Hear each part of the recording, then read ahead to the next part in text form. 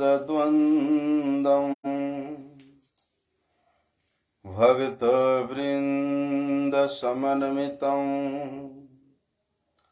श्रीचैतन्यप्रभुं वन्दे नित्यानन्दसहोदितं श्रीनन्दनन्दनं वन्दे राधिका चरणद्वयम् गोपीजनसमायुक्तं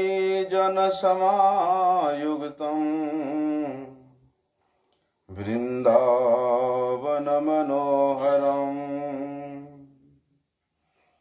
गुरवे गौरचन्द्राय राधिकाय तदालये कृष्णाय कृष्णभक्ताय तद्भक्ताय नमो नमः। वाञ्छाकल्पतरुर्भ्यश्च कृपा सिन्धुभ्य एव च पतितानं पावनेभ्यो वैष्णवेभ्यो नमो नमः। पतितपावन परम करुणामय परम आराध्यतम गुरुपाद पद्म नित्य लीला प्रविष्टम विष्णुपाद परमहंस परिव्राजकाचार्य वर्ज्य अष्टोत्तर शत श्री श्रीमत् शिल भक्ति वल्लभ तीर्थ गोस्वामी गुरु महाराज जी के श्री अभय चरण कमल में अनंत कोटि साष्टांग दंडवत प्रणाम करते हुए उनकी अहेतु की कृपा प्रार्थना करता हूँ। परम आराध्यतम शिक्षा गुरुपाद पद्म नित्य लीला प्रविष्टम विष्णुपाद परमहंस परिव्राजकाचार्य अष्टोत्तर शत श्री श्रीमद शिल भक्ति विज्ञान भारती गोस्वामी महाराज जी के श्री चरण कमल में अनंत कोटि साष्टांग दंडवत प्रणाम करते हुए उनकी अहेतु की कृपा प्रार्थना करता हूँ। आज से हम श्री जीव गोस्वामी पाद ने श्री कृष्ण लीला चरित्र को बड़े ही सुंदर रूप से वर्णन किया है। उसे श्री कृष्ण लीला विलास को थोड़ा थोड़ा करके श्रवण करने का प्रयास करेंगे। वास्तव में श्री कृष्ण का भजन करने के लिए जिनका हृदय अत्यधिक लालायित है, जिस लालसा में उल्लास है, जिस लालसा में चमत्कारिता है, जिस लालसा में परमानंद प्राप्ति की आशा है, ऐसे जो उल्लास युक्त भजन है, जो कि हृदय के प्रत्येक स्थिति को परम उल्लास से भर देता है, ऐसे जो सत जनों ने, जिन्होंने सद वस्तु के चरणों में अपने आप को उत्सर्गीकृत कर दिया है, ऐसे सदजनों के मान को बढ़ाने वाले,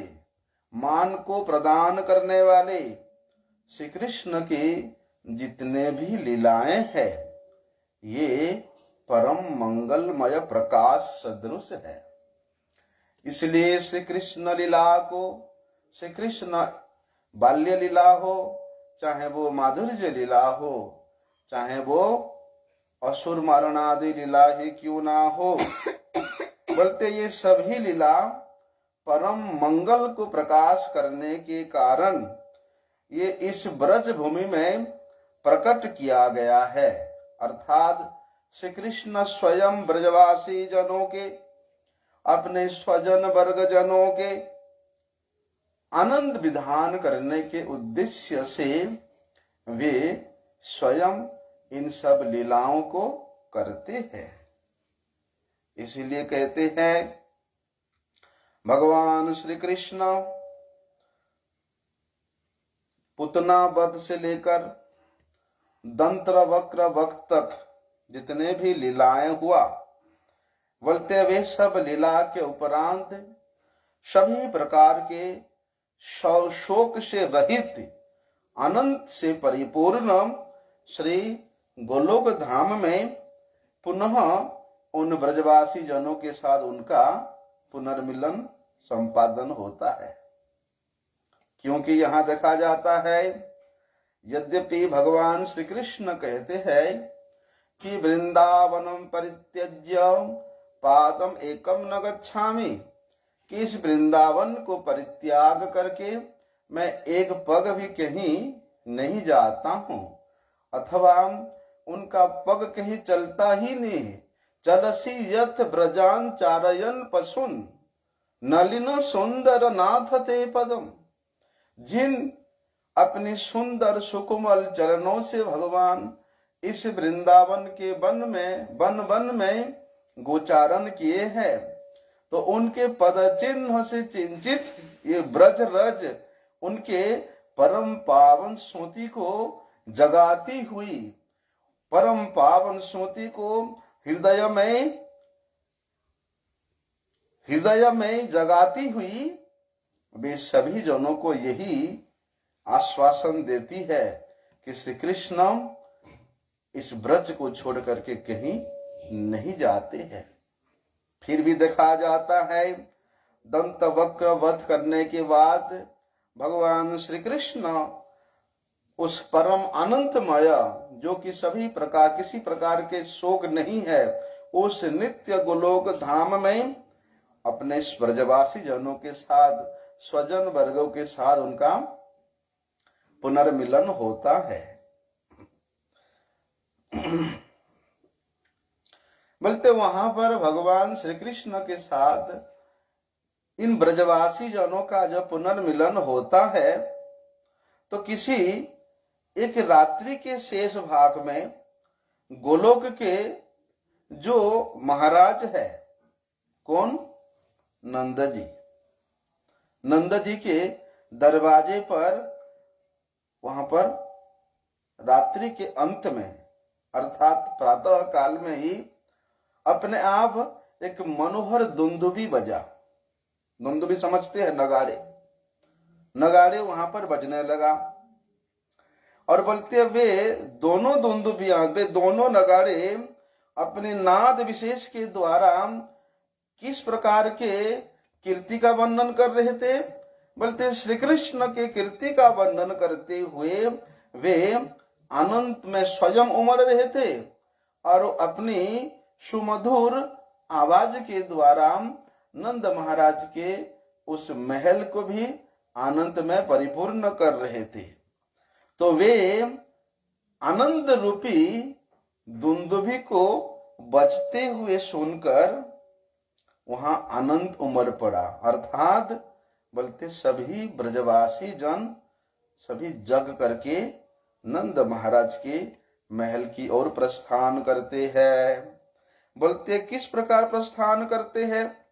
जैसे लगता है ना, कोई व्यक्ति सुबह सुबह वे शैया त्याग करता है तो उसके मुख जब तक वे नहीं धोता अथवा वे अपने नित्य कर्म नहीं करता तब उसको अशुद्धि माना जाता है। लेकिन कहते हैं जैसे ही वहां पर वे दुंदुभी नगाड़े की आवाज वे ब्रजवासी जन सुनते हैं, वे तुरंत उठ करके नंद महाराज के महल की ओर जाते हैं। किस प्रकार से? देखो, जिस प्रकार कमल पुष्प जब विकसित होती है तो वे अपनी सुगंध से चारों ओर की माहौल को सुगंधित करती है, उसी प्रकार वे ब्रजवासी जन भी श्री कृष्ण दर्शन के तृष्णा से उल्लसित होकर के जागे हैं। इसलिए श्री कृष्ण चिंतन से, श्री कृष्ण दर्शन के तृष्णा लेकर कर जो व्यक्ति जग करके उठता है वो तो नित्य निरंतर पवित्र ही रहता है, नित्य निरंतर सुगंधित ही रहता है। इसलिए उसके बाद क्या होता है, सभी ब्रजवासी जन नंद राय के महल के चारों ओर एकत्रित हो जाते हैं। तब नित्य प्रति जिनका सेवा है, सूत, मागध, बंदी, ये सब वहां एकत्रित होकर के सब स्तुति पाठ करने वाले अपने अपने दल से मिलकर के श्रीमान नंद राय जी के नगर की जो समृद्धिशाली विशाल सिंह द्वार है, उस सिंह द्वार के ऊपर एक दल चढ़े है। एक दल नंद महाराज के महल की अट्टालिका के ऊपर चढ़ गए हैं और क्या करते वहां पर, पुतना वध से लेकर दंतवक्र वध तक जितने भी भगवान की लीला है वे सब लीलाओं को वे पद्य के माध्यम से, गद्य के माध्यम से, जिस प्रकार की राज स्तुति होता है उसी राज स्तुति रूप विरुद्ध द्वारा, छंदों के द्वारा वे स्वच्छंद पूर्वक वहां नाचते हुए और परम आनंद से उस कीर्ति का गान करते हुए वे समस्त जनों के हृदय में आनंद की प्रवाह कर रहे हैं। वे स्वयं आनंद के समुद्र में आनंद स्वरूप नंद नंदन श्री कृष्ण के कीर्ति का गान करके वे परम आनंदित स्वयं हो रहे हैं और अपने सुमधुर गान के द्वारा सभी ब्रजवासियों को आनंदित कर रहे हैं। इस प्रकार वे स्वयं अनेक प्रकार के रागों के द्वारा, छंदों के द्वारा अनुरक्त होकर के, मनोहर संगीत से युक्त होकर के श्री कृष्ण की सभी लीलाओं को प्रत्येक जन को सुना रहे हैं। क्या होता है उस समय, श्री नंद बाबा, यशोदा मैया, जितना भी गोपीगण है, श्री कृष्ण के पहले जितने भी लीला हुआ है उन लीलाओं के गायन को सुन करके अत्यधिक संतुष्ट हो जाते हैं, अत्यधिक उल्लसित हो जाते हैं और उन्होंने वहां जितने भी गान करने वाले थे वे सूत, मागध, बंदी जन अपने इच्छा के अनुसार उनको बहुत से वस्त्र अलंकार देकर के उनका भी आनंद वर्धन करते हैं। लेकिन श्री कृष्ण लीला सुनने में क्या कभी परितृप्ति हो सकती है? जितने भी वे सूत, मागध, बंदी जन श्री कृष्ण लीला का गायन करे, बोलते उनकी परितृप्ति नहीं हुई। जब परितृप्ति ही नहीं हुई तो उन्होंने अपने अभिलषित जो भी दान दे रहे हैं, दक्षिणा दे रहे हैं, उसका कार्य कैसे समाप्त हो सकता है? इसलिए श्री कृष्ण लीला जितना श्रवण करते रहते हैं उतना ही सुनने को उनको लालसा होती रहती है, अर्थात परितृप्ति नहीं होती है। फिर क्या होता है, उसके बाद तो भैया उत्पन्न होता है ब्रज के जो प्रेम रस। कैसा प्रेम रस कि ये प्रेम रस उस ब्रज रूपी समुद्र में स्वयं ही प्रवाहित होती रहती है।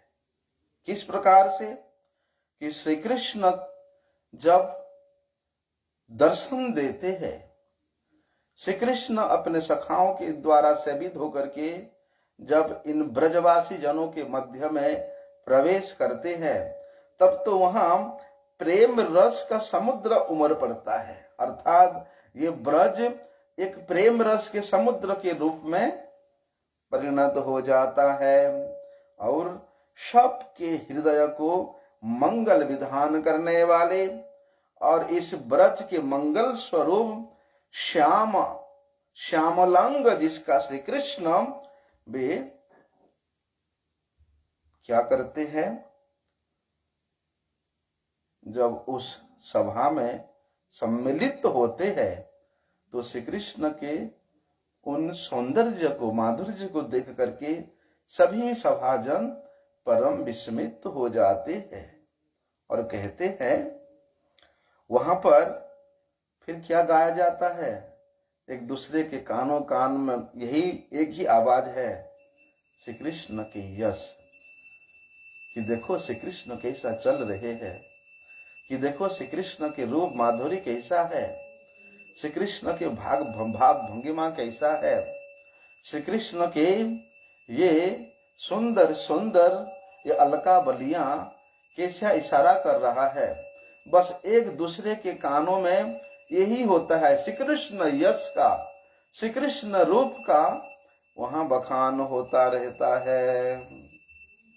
जिस प्रकार निष्कलंक चंद्रमा प्रकाशित हो जाती है और सभी को समता पूर्वक शीतलता प्रदान करती है, उसी प्रकार श्री कृष्ण चंद्र रूप निष्कलंक चंद्रमा उन सभी ब्रजवासी जनों के मध्य में प्रकट होकर के सभी के हृदय को आनंद रूपी समुद्र में, प्रेम रूपी समुद्र में गोता लगवाते हुए सबको सुख का आस्वादन कराते हैं। लेकिन कहते हैं,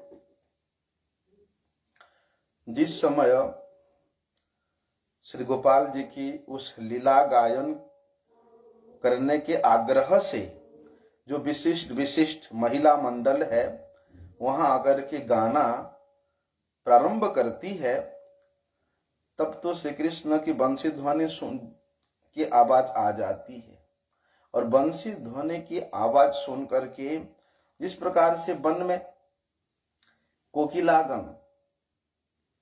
कोकिलागम जिस प्रकार से श्री कृष्ण की बंसी ध्वनि को सुनने के लिए सभी प्रकार के तृष्णा से परितृप्त होकर के केवल बंसी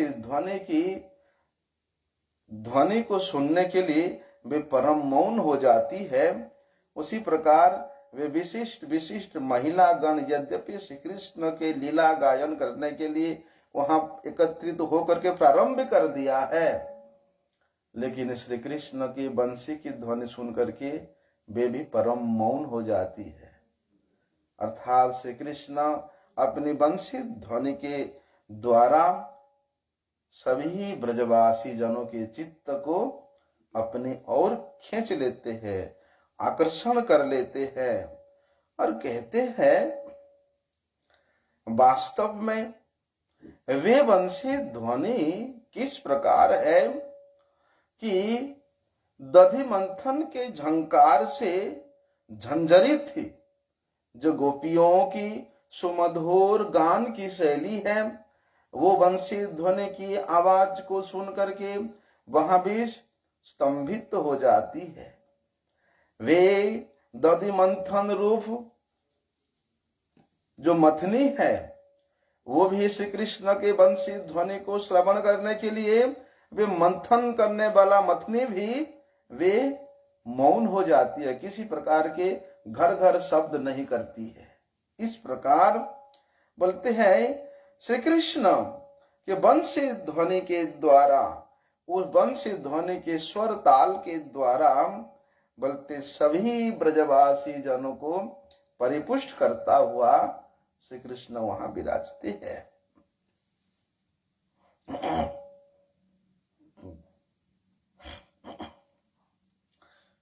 उसके बाद क्या होता है,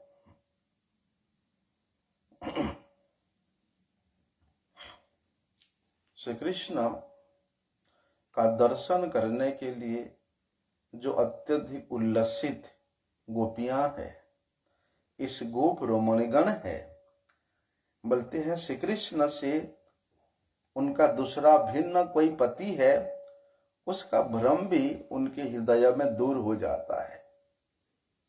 श्री कृष्ण को ही वे अपना सर्वस्व समर्पण करके श्री कृष्ण को ही अपना परम पति के रूप में वर्ण करने के कारण उनके पास उनका अपना पति है, वे उसको भूल जाती है। इसलिए जितने भी ब्रज रमागण है, जितने भी ब्रज गोपी गण है, वे श्री कृष्ण के कीर्ति को श्रवण करके श्री कृष्ण के माधुरी के प्रति आकर्षित होकर के जो माधुरी की प्रत्येक भक्त जन के हृदय को मर्माहत करती हुई अपनी सेवारूप धर्म में युक्त करके उन गोपियों को महल के अटारियों में जाने के लिए मजबूर कर देती है। लेकिन नंद महाराज के महल की अटारियों में पहुंच करके भी वे गोपीगण टकटकी नजर से केवल मात्र श्री कृष्ण के आने का प्रतीक्षा करती रहती है, और उस प्रतीक्षा में जिस भावी मिलन के सुख का आस्वादन करती है उसका वर्णन तो अतीत है, वर्णनातीत है। पुनः श्री कृष्ण उस सभा मंडल में सभी ब्रजवासी जनों से मिल करके वे पुनः वन की ओर प्रस्थान करेंगे। ऐसी भावी विरह का चिंतन करके पुनः वे आनंद उनका मर्माहत हो जाती है, निरानंद में परिवर्तित हो जाती है। देखो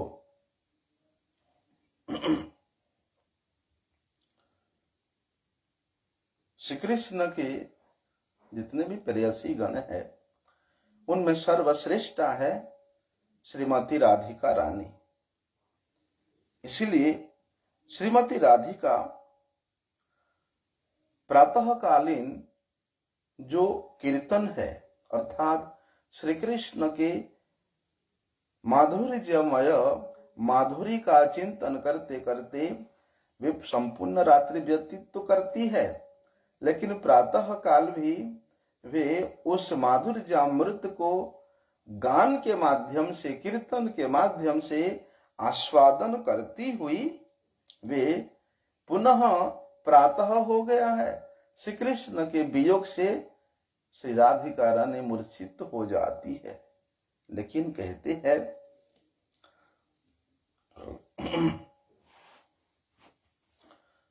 अरे जिस राधिका के ऊपर, जिस राधिका के चिंतन करके श्री कृष्ण कहते हैं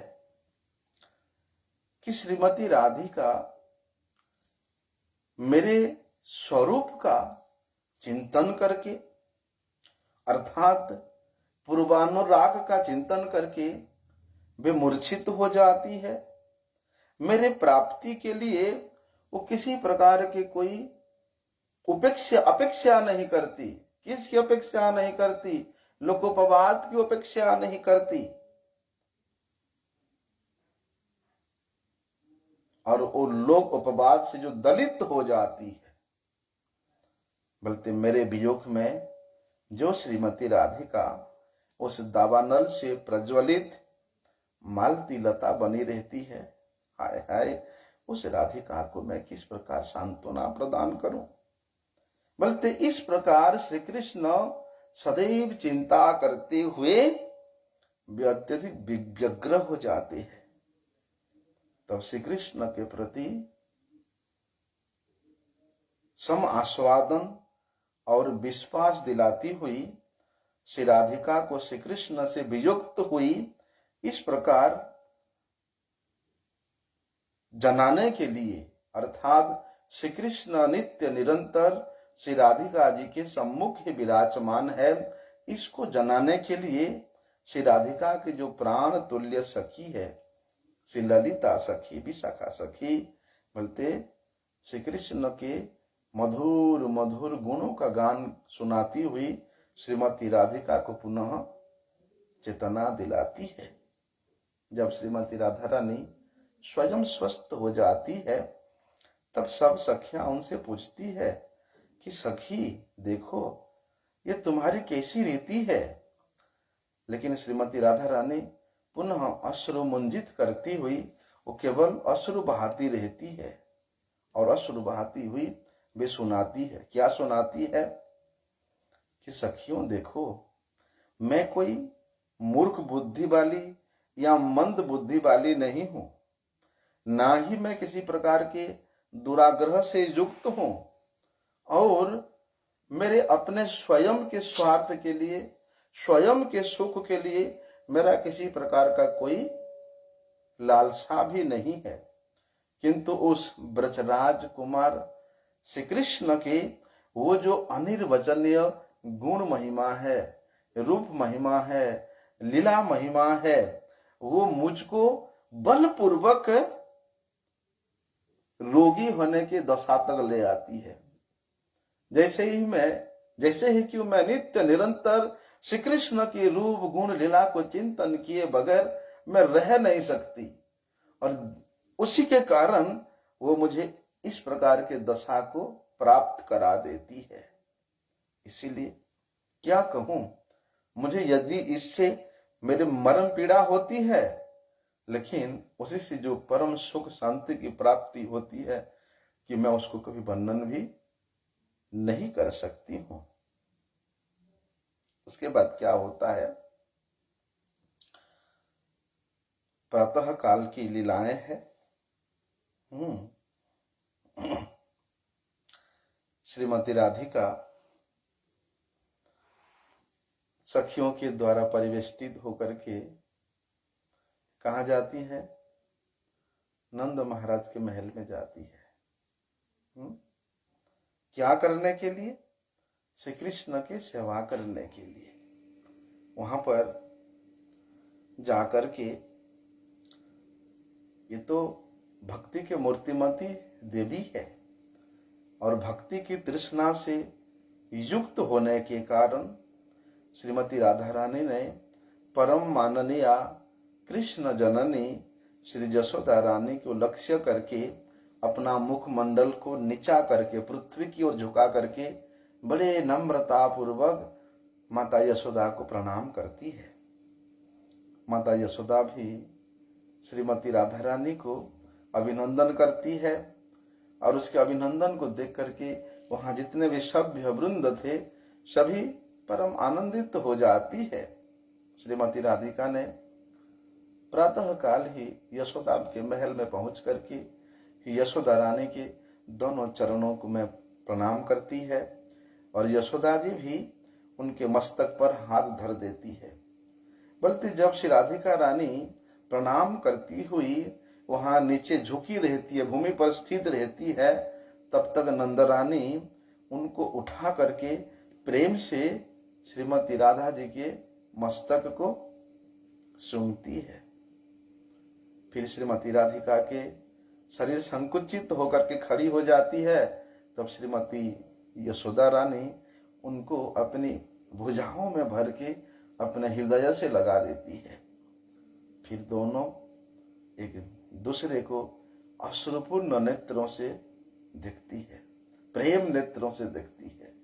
इन दोनों के परस्पर जो प्रेम है उसको कैसा वर्णन कर सकते हैं? ऐसा अपूर्व प्रेम, उसको श्री जीव गोस्वामी पाद कहते हैं कि कैसा वर्णन करूं, इतना अपूर्व प्रेम है श्री राधिका और श्री यशोदा रानी की।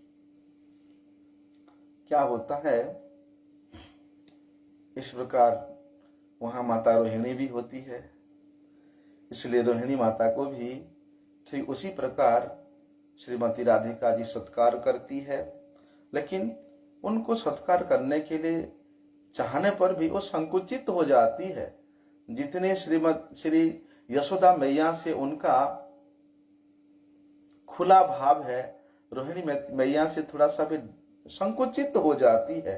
लेकिन स्वयं नंदरानी यशोदा जी आज्ञा देती है कि पुत्री राधिके, यहाँ जितने भी बंधन करने योग्य वृद्धा माताएं हैं तो उन सब की वंदना करो। तब अति सुंदर गुण से युक्ता श्रीमती राधिका भक्ति पूर्वक वहां पर जाकर के सभी वृद्ध माताओं को नमस्कार करती है, सभी को नम्र निवेदन करती हुई गुरुजनों से आशीर्वाद लेती है। जो प्रथा है वो करना ही पड़ता है। उसके बाद क्या होता है, श्रीमती राधिका के साथ जितने भी सखियां आई है, ललिता विशाखा, सभी सखियां भी बल्कि श्री राधिका की तरह यशोदा मैया, रोहिणी मैया, सभी वृद्ध माताओं को वहां प्रणाम करती है और वे भी श्रीमती राधिका के पीछे जाकर के बैठ जाती है। उसके बाद क्या होता है, राम जननी, बलराम जी की जननी कौन है, रोहिणी मैया, वहां स्पष्ट रूप से कहती है, किसको कहती है, ब्रजेश्वरी को। ब्रजेश्वरी कौन है, श्री यशोदा जी। उनको कहती है कि हे ब्रजेश्वरी, आज सबको सुख देने वाला रोहिणी नक्षत्र है, इसलिए इस रोहिणी नक्षत्र में भानु नंदिनी श्री राधिका जी आज इस प्रकार शोभा से, चातुरी, शोभा की चातुरी से परिवेष्टित है कि वे स्वर्ग के करोड़ों रमणियों के चातुर्यता को परास्त कर दिया है। इसलिए ये श्रीमती राधिका ये रोसई क्रिया में, पाक क्रिया में सबसे कुशल है और सभी प्रकार के सद्गुणों से ये परिपूर्ण है। इसलिए पाकशाला में जाने के लिए रोहिणी मैया ने उनको आज्ञा देती है। यशोदा मैया को कहती है कि अब आज्ञा दो कि श्रीमती राधिका अपनी सभी सखियों के साथ पाकशाला में जाकर के प्रारंभ कर दे। और उसके बाद चंद्रावली के अनुगत जितने भी सखियां हैं वे भी पहले से ही पाकमाला में, जब पाकशाला में जाकर के, रसोई घर में जाकर के विराजमान थी।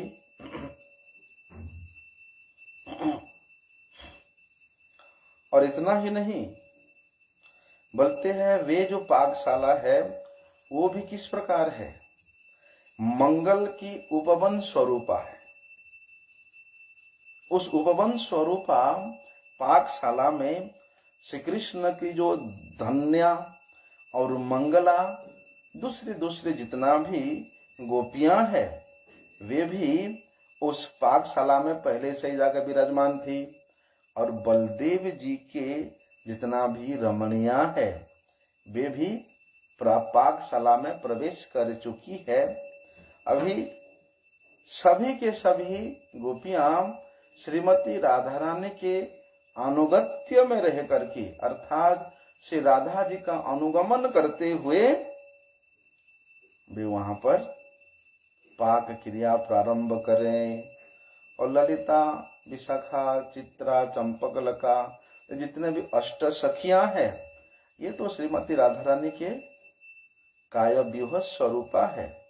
इसलिए श्रीमती राधा रानी के सहायता करने के लिए उनको फिर पुनः पुनः नियुक्त करने की आवश्यकता नहीं है, क्योंकि वे अष्ट सखियां रहती ही है श्रीमती राधा रानी को सहायता करने के लिए ही। उसके बाद श्रीमती राधा रानी रोहिणी और यशोदा मैया की आज्ञा प्राप्त करके बड़े नम्रता पूर्वक अपने सखियों से मिलकर वे तत्काल रसोई घर के लिए प्रस्थान करती है। अभी क्या होता है, जिस प्रकार एक वंश परंपरा में एक मान्यता युक्त सम्मान होता है, एक मान्यता युक्त धर्म होता है, मान्यता युक्त एक नियम होता है, ठीक उसी प्रकार उस गोप परंपरा में भी परिचारक रूप से जितने भी वहां पर गोप बालकगण आए थे उनमें भी जो शूद्र और आभीर थे, अर्थात सेवक रूप जितने भी गोप बालक थे वे श्री कृष्ण को इतना अधिक प्रिय है। श्री कृष्ण को ये सेवक रूप जो गोप बालक है उनको अधिक प्रिय होने के कारण बोलते हैं वे श्री कृष्ण की प्रेम नीति के जो सार स्वरूप है, सार भाग है, उसको धारण करके वे अवस्था के, तेज के और बल से भी श्री कृष्ण के समान है, श्री कृष्ण के तुल्य है। और श्री कृष्ण के सखाओं की सभा में तो वहां अनुकरणशील भी होता ही है, अर्थात श्री कृष्ण के मापी अनुकरण भी वे सखा करते हैं। कोई सखा कहता है अरे कन्हैया, कौन कहता है कि बल से तुम हमसे अधिक हो, कौन कहता है कि सौंदर्य से तुम हमसे अधिक हो, कौन कहता है कि किसी भी तेज से तुम हमसे अधिक हो। इस प्रकार सखाओं का वहां प्रेम कलह होता है। और कहते हैं सभी सखा अपनी अपनी सेवा में व्यस्त होकर के जो प्रातःकालीन लीला है, अर्थात विलास गृह, श्री कृष्ण जिस गृह में शयन करते हैं वहां के सर्वोत्तम सौहायमान जो दरवाजे हैं वहां तक आकर के वे सभी शूद्र और आभिक सेवक रूप जितने गोप बालक है विराजमान हो जाते हैं, सुशोभित हो जाते हैं। क्या होता है, किस लिए आते हैं अभी? श्री कृष्ण का स्नान कराने के लिए हैं। वे सब सेवक स्नान योग्य जितने भी द्रव्य है उन सब द्रव्य उनके हाथों में है और वे द्रव्य लेकर के अपने अनेक सखाओं के साथ वे उस गृह के सम्मुख जाकर के पधारे हैं। और कहते हैं इस प्रकार नवकिशोर अवस्था वाले सबको तारण करने वाले राम भ्राता श्री कृष्ण प्रातः कालोचित अपने कार्य करने के लिए वहां पास में ही जो बैठने योग्य स्थान है, उपवेशन करने योग्य स्थान है, वहां पर जाकर के प्रविष्ट हो जाते हैं, बैठ जाते हैं। फिर क्या होता है, वहां पर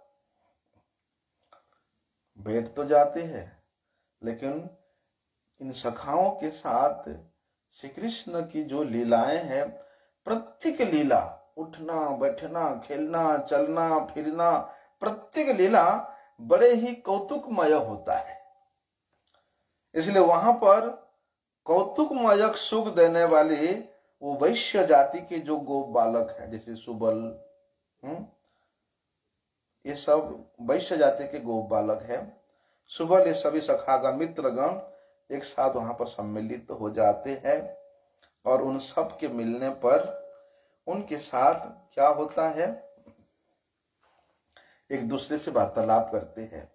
अरे मित्रों, आज आपका आने में विलंब कैसे हुआ? ये मित्रों, हमने तो आज पहले से आकर के यहाँ उपस्थित हो गए। इस प्रकार आपस में थोड़ा सा वहां वार्तालाप होता है। उसके बाद परस्पर अनेक प्रकार से हास परिहास युक्त कौतुक विलास होता है। उसके बाद श्री कृष्ण को सर्वोत्कृष्ट आसन में लेकर के वहां विराजमान कराते हैं और वे सभी सखा श्री कृष्ण की प्रेम पूर्वक सेवा करते हैं, परिचर्या करते हैं।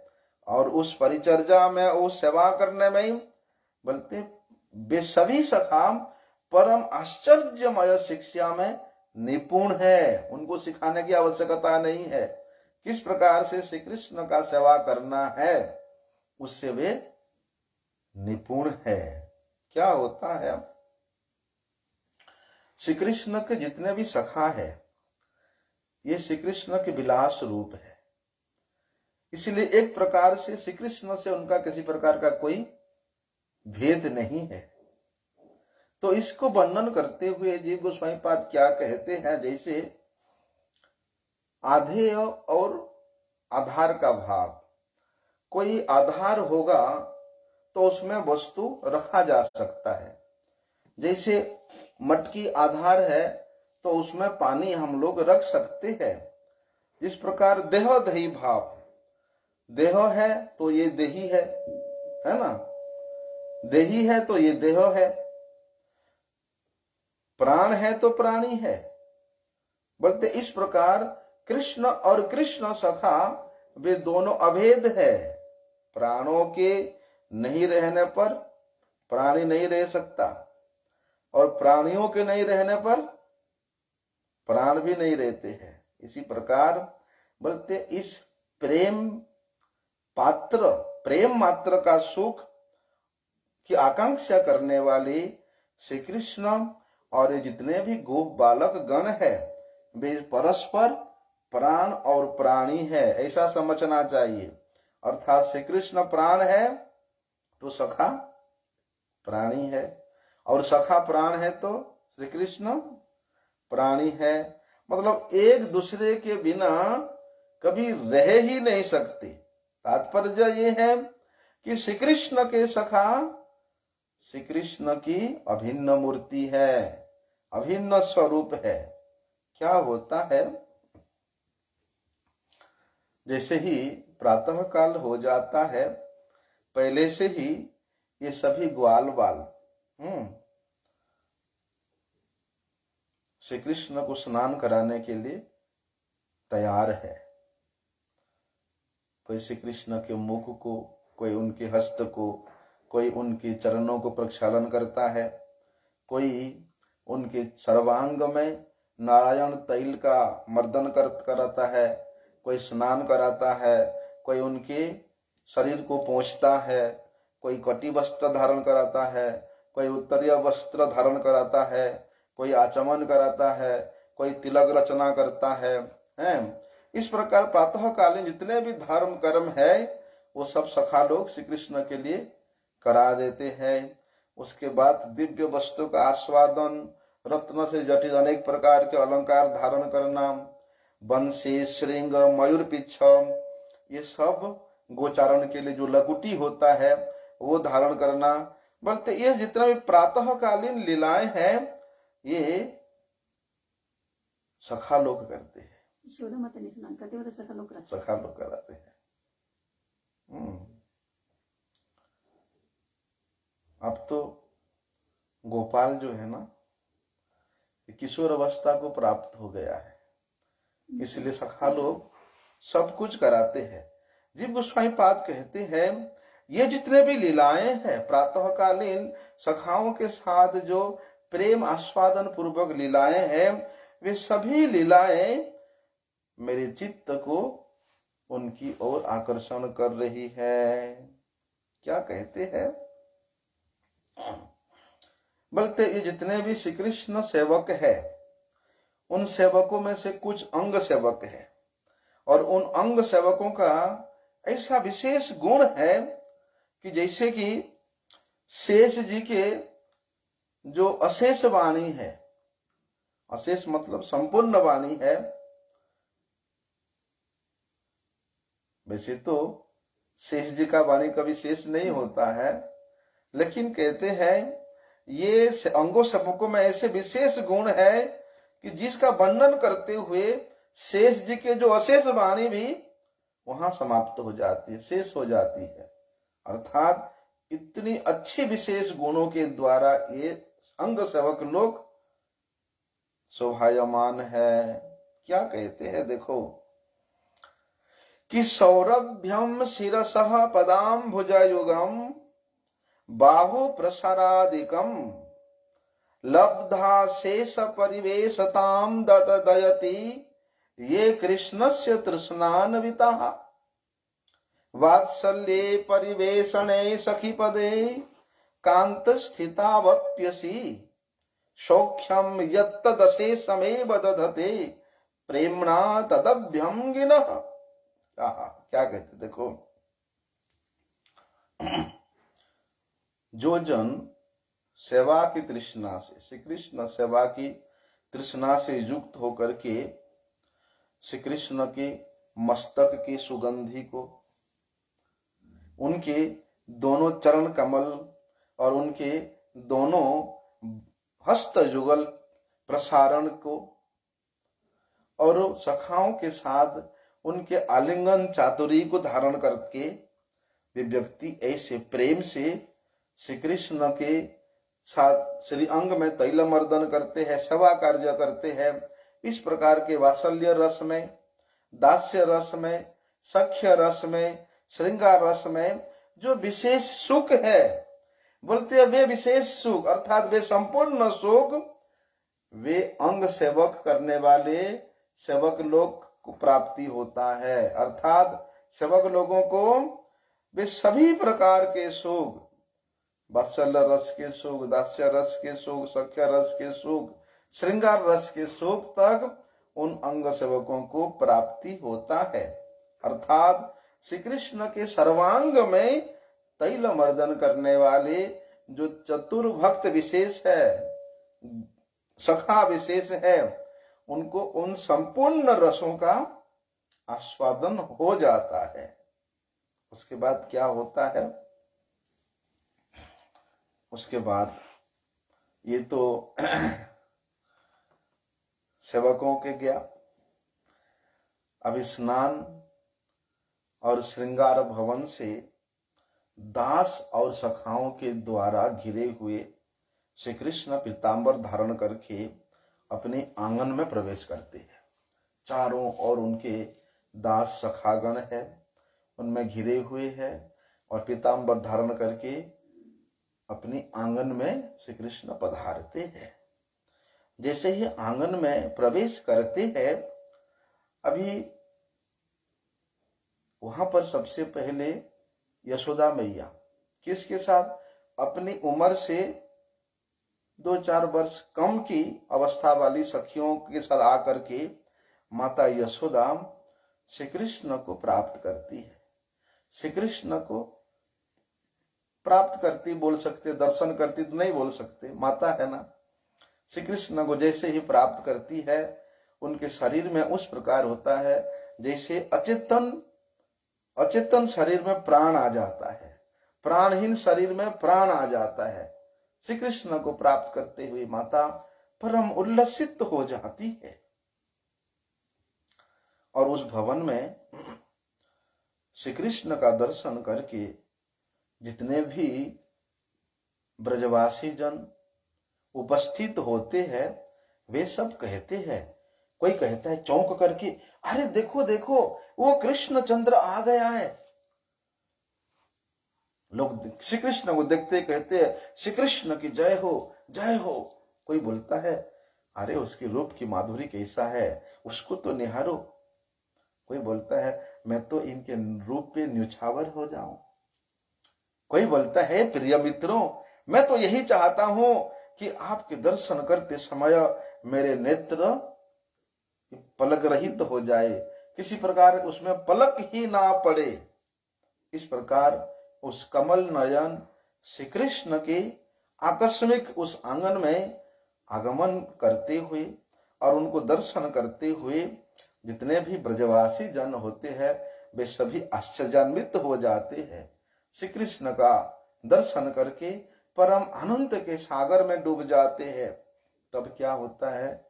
यशोदा मैया और जितना भी माता गण है, वे उनके आनंद की क्या वर्णन करें। जीव गोस्वामी पाद कहते हैं यशोदा माता, रोहिणी माता और जितने भी माताएं हैं, उनके जो सर्वातिशय आनंद है, उस विषय में अधिक क्या कहूं।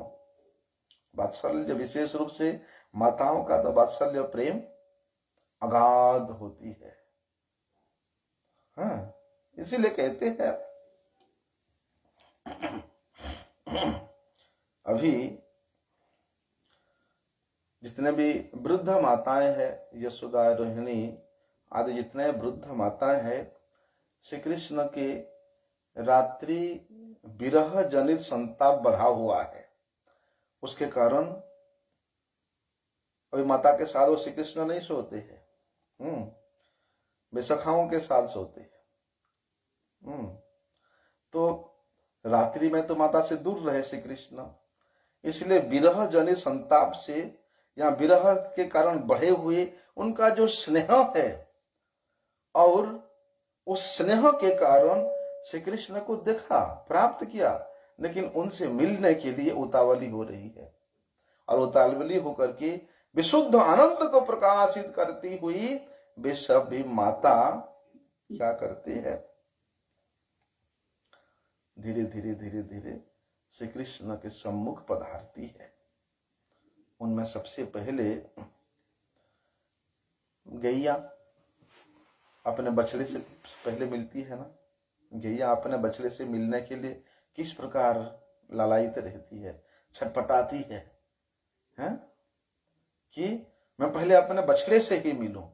उसी प्रकार यशोदा मैया अपने पुत्र श्री कृष्ण से मिलती है, जहां पर रोहिणी माता को भी सब लोगों ने जिस प्रकार बछड़ा से मिलने के लिए गैया कातर होती है, स्नेह कातर होती है, उसी प्रकार सब लोगों ने देखा कि रोहिणी मैया भी राम कृष्ण से मिलने के लिए स्नेह कातर होकर के अत्यंत व्याकुल हो रही, स्नेह से व्याकुल हो रही है।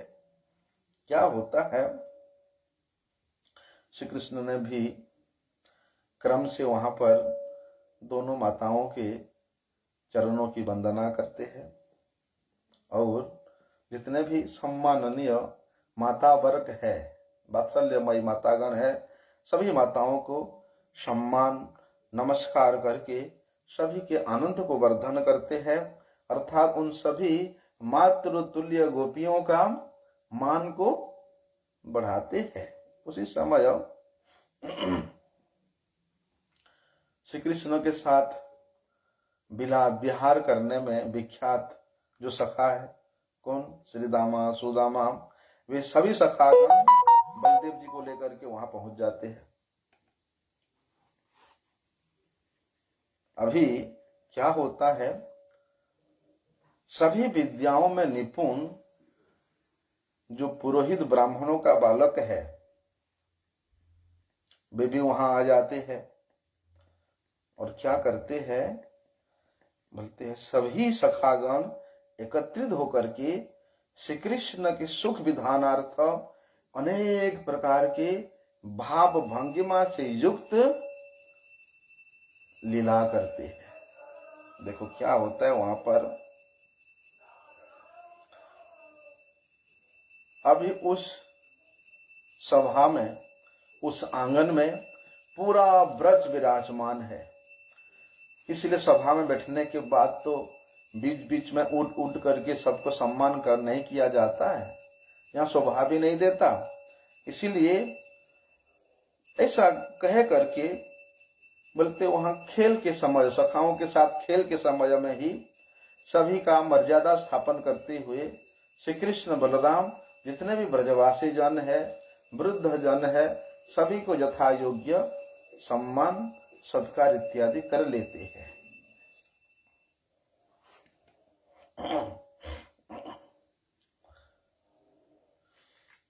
हो गया समय, आगे का विषय हम लोग कल श्रवण करते हैं। वंचा कल्पतरुभ्यश्च कृपा सिंधुभ्यैव च पतितानां